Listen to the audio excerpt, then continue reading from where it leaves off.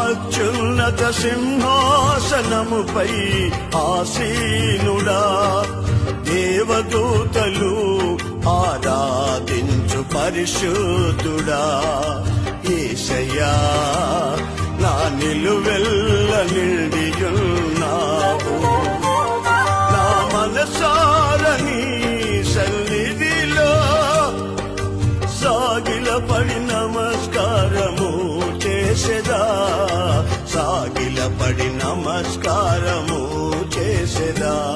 నా మనసారని సన్నిధిలో సాగిలపడి నమస్కారము చేసెదా, సాగిలపడి నమస్కారము చేసెదా.